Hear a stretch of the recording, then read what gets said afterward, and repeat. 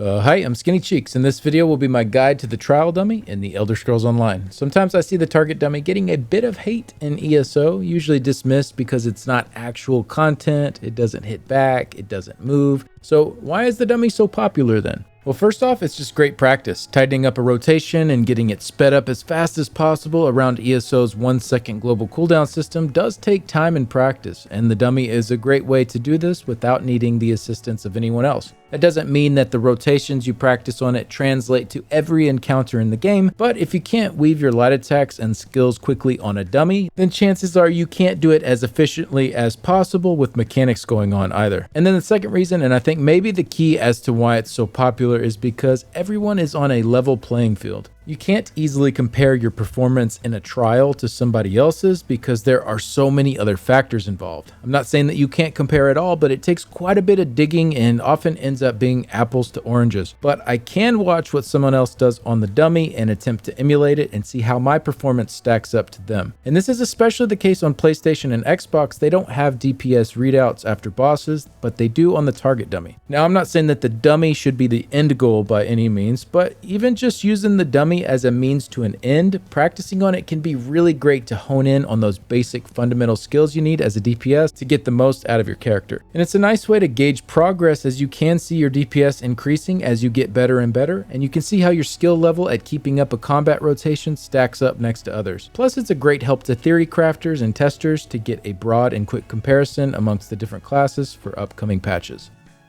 So what will we be covering in this video? I'll go over the buffs and debuffs that are present, including the new additions for update 35. I'll cover our penetration levels needed to hit that pen cap, the crit damage levels needed to hit the crit damage cap, and then finally just a few general tips and tricks for maximizing your damage on the dummy. So we'll start off just going over the basics of the trial dummy. It has 21 million health, and this might seem like a lot at first, but it does give you a ton of buffs, and it has a bunch of debuffs on it as well, which help get through that a lot more quickly. And this also gives a better starting point to compare the different classes. So we'll start off here with the buffs and debuffs that we currently have on the live servers, and then we'll go through the new update 35 additions to the trial dummy. For the buffs, we have Warhorn. This is 10% Magicka and Stamina, plus the 20% crit damage from Major Force. For the buff sets, we have the 5-piece bonuses from Hircine's Veneer and the Worm's Raiment to give us some Stamina and Magicka recovery. We have the minor class buffs, Minor Brutality and Sorcery for the 10% weapon and spell damage, Minor Savagery and Prophecy for the 6% weapon and spell crit, and then Minor Toughness, which adds 10% to our max health. And then the last two buffs on here are Major Courage, which is 430 weapon and spell damage, and Minor Berserk, which is 5% damage done. And so the idea is that these are all pretty common buffs you'd see in an organized trial environment. For the debuffs, we have Engulfing Flames. This is at the old 10% value. We have Alkosh, which is also at an old value of 3010 armor reduction. And then for the other sources of armor reduction, we have Major Breach, Minor Breach, and the Infused Crusher enchantment. The Crusher enchantment that's boosted by the Torug's pack set, which boosts enchantment potency by 45%. And then finally, we have Major Vulnerability, which is 10% increased damage taken for the target. Then Minor Vuln, which is 5% increased damage taken. And then Minor Brittle, which gives 10% more crit damage against the target. And these are all the buffs and the debuffs that the target dummy has had on it for a while now. But with update 35, we have some new changes. So I've highlighted all of the updates in yellow. For buffs, we now have Minor Courage added in, which is 215 weapon and spell damage, and Major Slayer, which is 10% damage done. For debuffs, they have adjusted Engulfing to the correct 6% increased flame damage taken, down from 10%. Alkosh has been updated to give 6,000 penetration now instead of the old 3010 value. Elemental Catalyst has been added for another 15% crit damage taken. And finally, the Torug's pack set has been removed, and it's just your standard Infused Crusher enchantment value of 2108 armor reduction. And don't worry if this seems like a lot right now, I'm going to break a lot of this down in the sections coming up. So my overall thoughts, I think these are some good changes to the dummy to bring it more up to date, especially the updates to the bonuses on it that were old values that no longer even existed. But one thing that will be very important to keep in mind, and a big reason I wanted to show all these new additions, is that you will be dealing roughly 20% more damage to the trial dummy for update 35 compared to previous updates. So if someone wants to be toxic and start saying, oh, these whiny babies didn't know what they were talking about, my damage is actually up slightly from last patch, well, you'd you'd have to be up about 20% from where you were in update 34 in order to actually be breaking even with your DPS levels. So I just wanted to emphasize this a little because it might be a little misleading when you first start and maybe you see roughly the same numbers or maybe even a small increase when you're testing. Ultimately going forward, it won't really matter because we'll all be comparing to the new update 35 target dummy values, but just something to keep in mind specifically for going from update 34 to 35.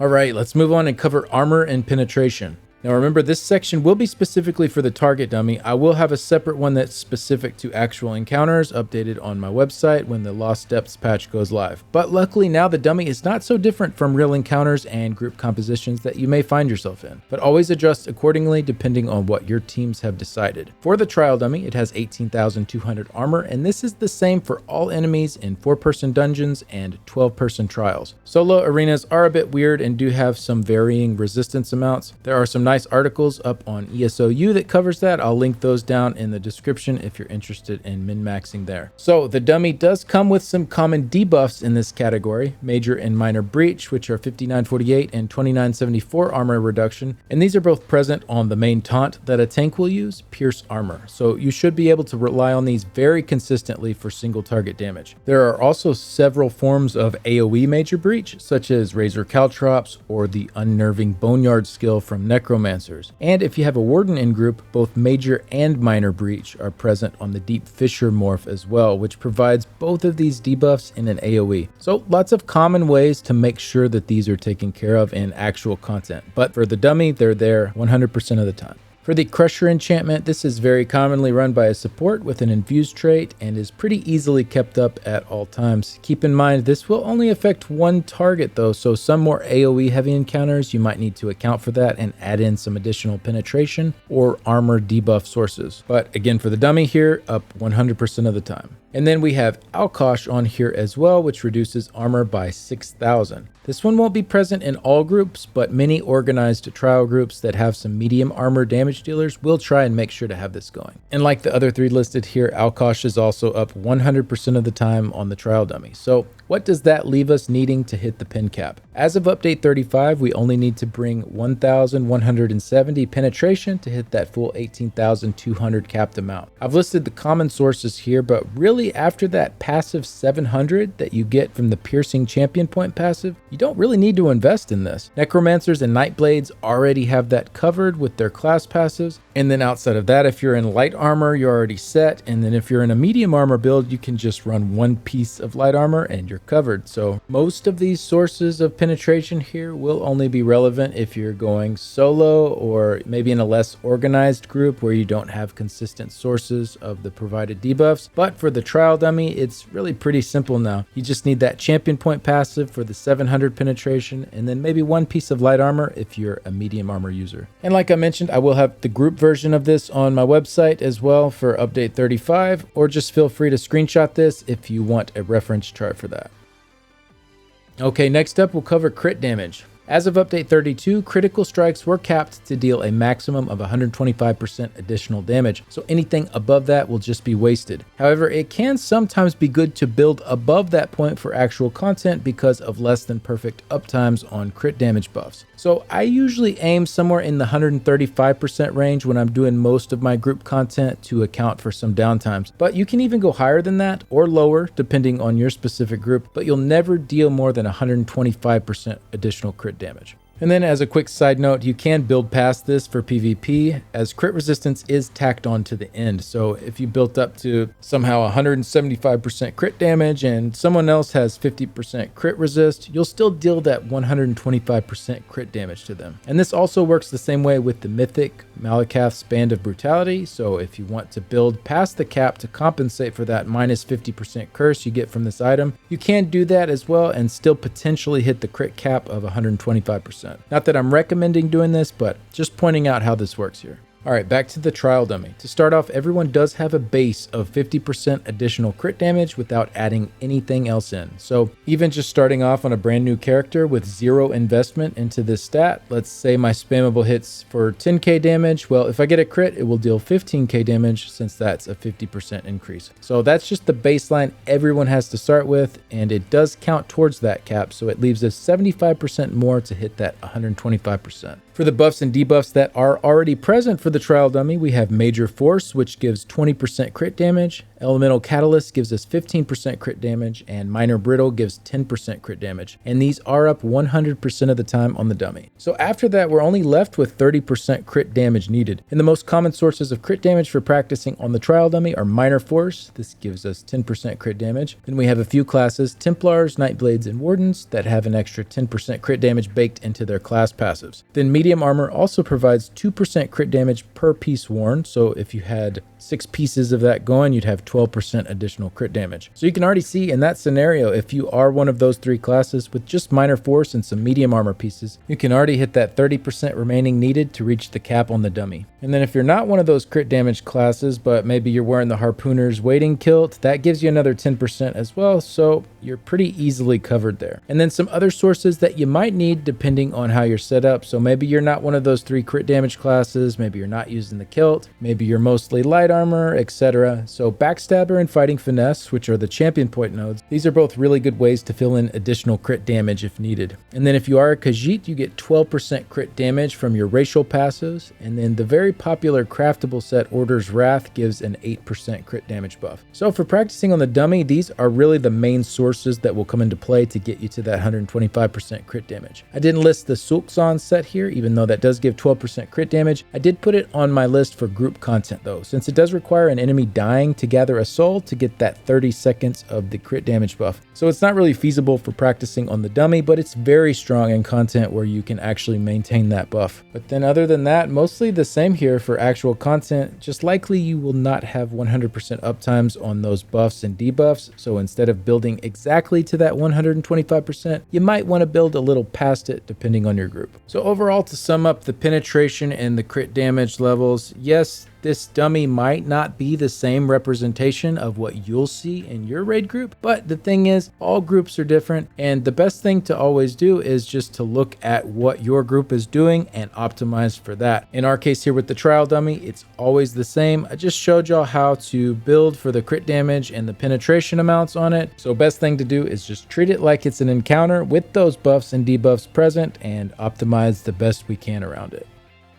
All right, moving on to the final section of this video, we'll just go through a few tips and tricks for practicing on the dummy. Some of you may already be familiar with these things, but some may not, so I thought it would be nice to put a list of some together. First up is prebuffing. I think this term has developed a negative connotation, and a common misconception is that this is just a PC thing with add-ons. And though add-ons can definitely help get more out of this idea, they are definitely not required for most of it. Starting with update 35, channeled acceleration has a 1-minute timer on the minor force that it gives. So this is super easy to cast before you engage in combat, and then you can just swap it off your bar for whatever other skill you want in that spot. This doesn't do a ton, but it allows the first few hits before your barbed trap engages if you're running that, and you still get that crit damage boost for that opening. You can also just open with your barbed trap as well if you don't feel comfortable, or you can just run channeled acceleration on your bar. You don't have to do this, but it's just a thing, especially on the dummy, since you have a whole minute after you cast it to swap it off and then engage in combat. It's just something really easy to do and just gives you a small little boost to start things off. There are also some other skills that can do this, like forward momentum. This one gives major sorcery and brutality, but ultimately it just depends on how you're set up already and what buffs you already have, as you might not even need to cast some of these skills.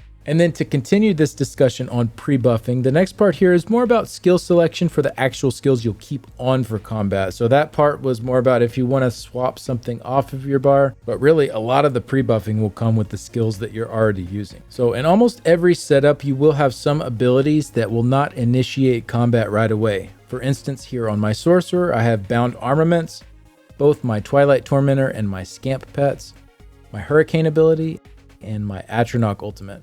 These can all be cast before I ever even start combat. Other similar abilities that are cast on you and not your target, those all fall into this category. Pretty much anything that you can get ready before you engage in the battle without initiating combat, you'll want to try and do that. And this is a good habit not just for the trial dummy, but also for dungeons and trials. It really helps with that opening burst to not have to apply every single skill once combat has been initiated, but instead to have some of them pre-buffed and already ticking as soon as you enter the battle. So I showed the sorcerer, now let's look at the Nightblade. Here we could pre-buff our Merciless Resolve, maybe something like Siphoning Attacks if you're running that, our Dark Shade, Deadly Cloak, and our Fiery Rage ultimate. This makes a pretty sizable difference for that opening burst versus starting combat right away without having cast any skills. And these just make sense to have ready to go when combat begins, since they don't actually initiate combat.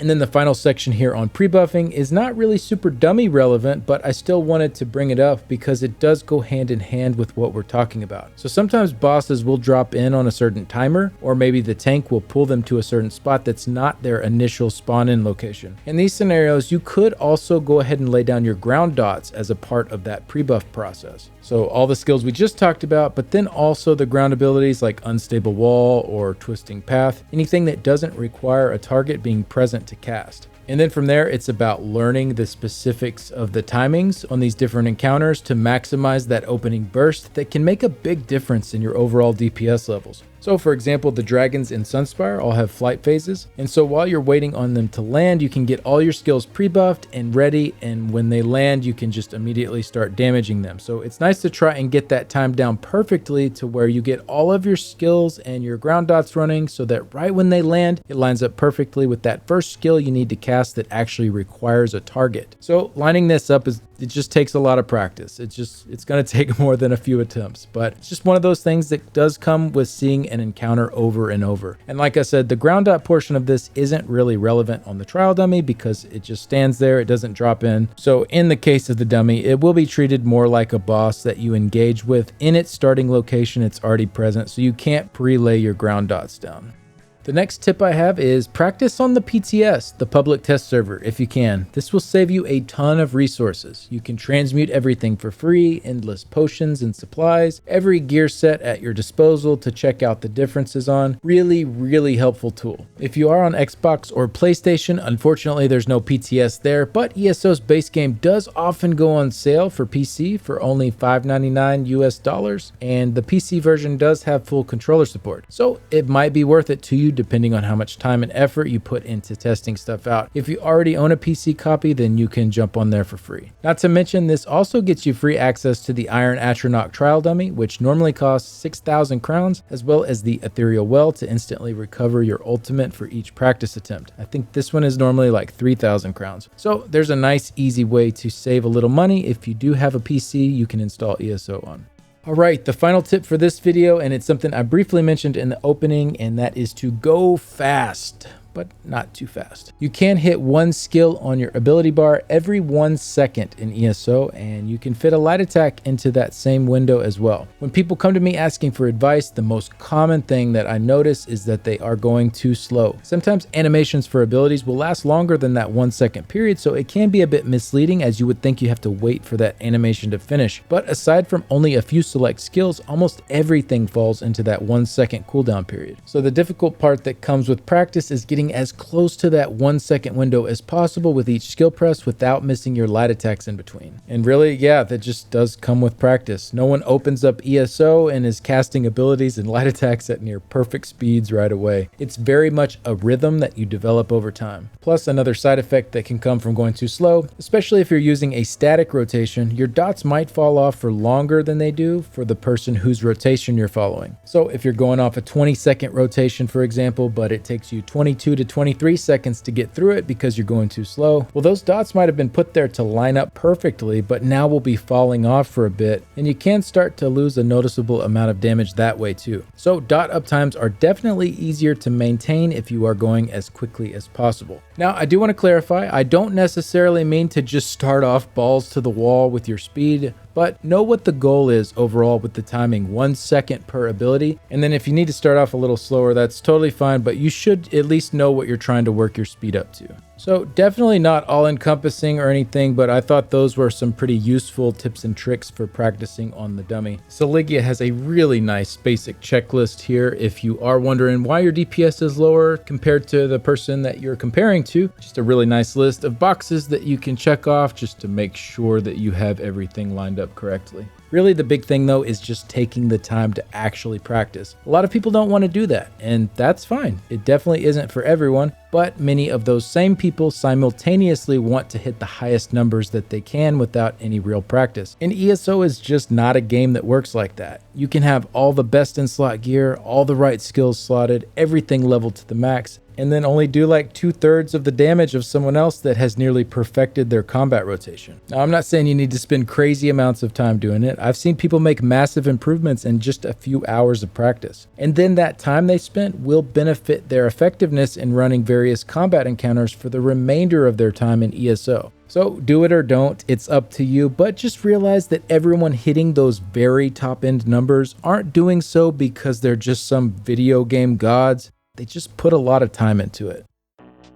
Well, that's going to wrap up this video. I hope that it was helpful and that you learned something. Let me know if you have any questions or if you have any other tips and tricks that you think are important to know. Maybe we can do a second video at some point where we cover the topic a bit more. If you haven't already subscribed to the channel, it definitely helps out a ton. It's free, and you can always change your mind later if you're no longer interested in the content. A big thanks to my current Patreon supporters and YouTube members. Link is in the description if you're interested in helping out that way. And a special thanks to Nicholas, Simon, Cougars Bay and the Cougar City Guild, the Order of War Guild, Iffy, Cantankerous Cat, Shady, Blake1816, Mordecai 1212, Santanico, Nolandia, Hey It's Spork, Florian, Vedridi, and Cha-Cha. Thanks again for stopping by. See y'all in the next one. Bye.